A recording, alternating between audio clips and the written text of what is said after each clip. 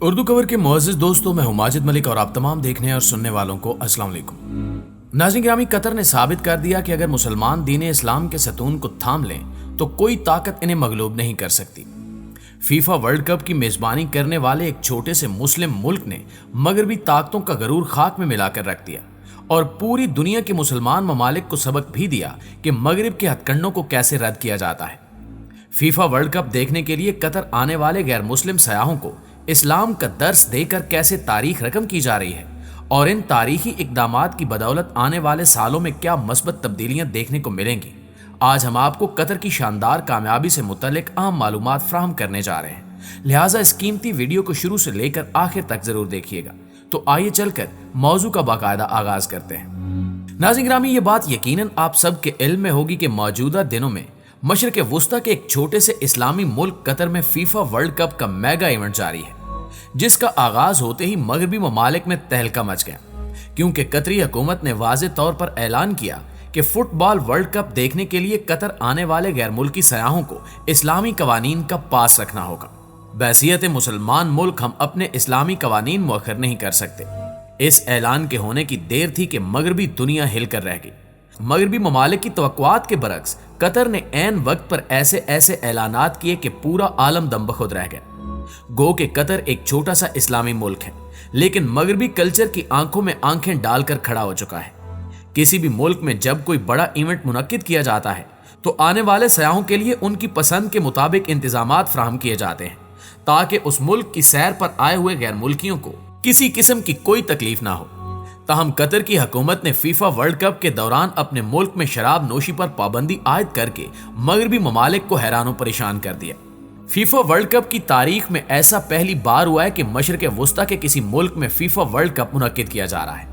2010 میں قطر کو FIFA world cup کی میزبانی کے حقوق ملے تھے۔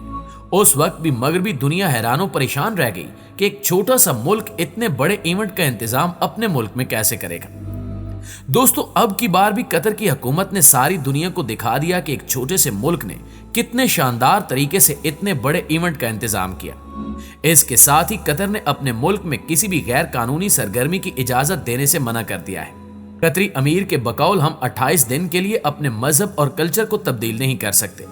دنیا کو ہمارے قوانین کی پاسداری کرنی ہوگی اور ان کے مطابق چلنا ہوگا۔ مسلمانوں کو اپنے سے کم تر سمجھنے والے مغربی ممالک قطر کی اس دلیری پر حیران ہونے کے ساتھ ساتھ طنز کرتے ہوئے بھی دکھائی دے رہے ہیں۔ مغربی ممالک کو یہ عادت پڑ چکی تھی کہ وہ مسلمانوں کو اپنے سے کم تر سمجھتے تھے اور اپنے غیر شرعی قوانین پر بھی زبردستی عمل درآمد کروانے کو اپنا حق سمجھتے تھے۔ مسلمانوں کے ایک چھوٹے سے ملک میں آ کر انہیں اپنی تہذیب اور ثقافت کو چھوڑنا اور مسلمانوں کی ثقافت اور قانون کے مطابق زندگی گزارنا اپنی توہین محسوس ہو رہی ہے۔ اس کا اظہار مغربی میڈیا اور اخبارات واضح طور پر کرتے دکھائی دے رہے ہیں۔ قطر نے چین کی مدد سے فیفا ورلڈ کپ کی میزبانی کرنے کے لیے بہت سے نئے پروجیکٹ شروع کیے، یہاں تک کہ ورلڈ کپ کے لیے ایک نیا شہر ہی آباد کر لیا۔ 8 جدید سہولتوں سے آراستہ اسٹیڈیم تیار کیے گئے، نیا میٹرو بس سسٹم بھی متعارف کروایا گیا۔ ورلڈ کپ کے لیے قطر میں نئی شاہراہیں بنائی گئی، اس کے علاوہ ہوائی اڈے کو بھی وسعت دی گئی اور 100 سے زیادہ ہوٹل بھی بنائے گئے۔ اس ورلڈ کپ میں 32 ٹیمیں حصہ لے رہی ہیں اور ان ٹیموں کو بہترین سہولیات فراہم کرنے کے لیے قطری حکومت نے اربوں ڈالرز خرچ کر دیے ہیں۔ قطر کی حکومت نے اسٹیڈیم سے باہر نماز کی ادائیگی کے لیے مخصوص جگہیں ترتیب دی ہیں، اور سب سے اہم نقطہ کہ قطر نے خصوصی طور پر اسلام کو پروموٹ کرنے کا انتظام کیا ہے۔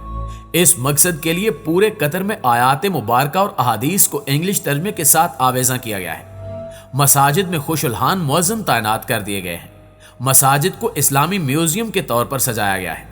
دین اسلام کے بارے میں جب بھی کوئی شخص معلومات حاصل کرنا چاہے تو ان مساجد میں جا سکتا ہے۔ دنیا بھر سے علماء کرام کو دعوت و تبلیغ کے لیے مدعو کیا گیا ہے۔ ڈاکٹر ذاکر نائک بھی اس ورلڈ کپ کی تقریبات میں شرکت کے لیے قطر پہنچ چکے ہیں۔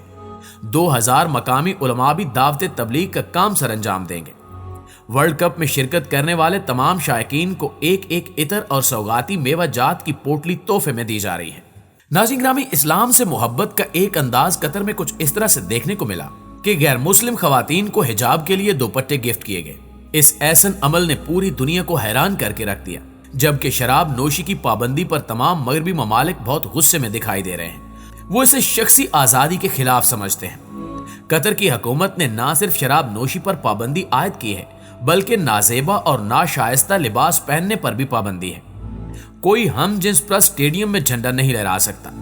इस पर कतर हुकूमत का कहना है कि आने वाले मुअज़्ज़िज़ मेहमानों को हमारे मुल्क के कवानीन की पासदारी बिल्कुल उसी तरह करनी चाहिए जिस तरह वो अपने मुल्क के कवानीन की पासदारी करते हैं।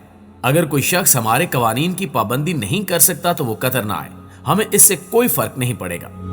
मगरबी मीडिया कतर और इस्लाम को दुनिया के सामने एक तंग नजर मजहब और मुल्क मुतारिफ करवाने के लिए हर तरह के ऊंचे हथकंडे इख्तियार कर रहा है, लेकिन कतर को इसकी कोई परवाह नहीं है। कतर इस वर्ल्ड कप की मेजबानी में अब तक 230 अरब डॉलर से ज्यादा खर्च चुका है, मगर इस्लाम पर कॉम्प्रोमाइज नहीं किया जा रहा। वर्ल्ड कप की इफ्तिताई तकरीब का आगाज भी नाच गाने से नहीं बल्कि तिलावत कुरान पाक से किया गया। एक माजूर बच्चे से तिलावत कुरान पाक के जरिए तकरीब की इब्तिदा करवाकर कतर ने पूरी दुनिया को इंसानियत का पैगाम दिया। मगरबी ममालिक को कतर की कवानीन साजी पर एतराज है और वो इसका बरमला इजहार अपने मीडिया के जरिए कर रहे हैं। फ्रांस में मुसलमानों की ज़बूहाली से कौन वाकिफ नहीं। फ्रांसीसी हुकूमत ने वहां की मुसलमान खवातीन पर बुर्का पहनने और हिजाब करने पर पाबंदी आयद कर रखी है। इस्लामी ममालिक ने इसके खिलाफ आवाज उठाई तो फ्रांस ने इसको पसंद न किया और कहा कि हम किसी को इजाजत नहीं देते कि वो हमारे मुल्क के कवानीन के बारे में कोई एतराज करे या बात करे। प्यारे साथियों, आज वही फ्रांस मुसलमानों के कवानीन पर तंज करता दिखाई दे रहा है।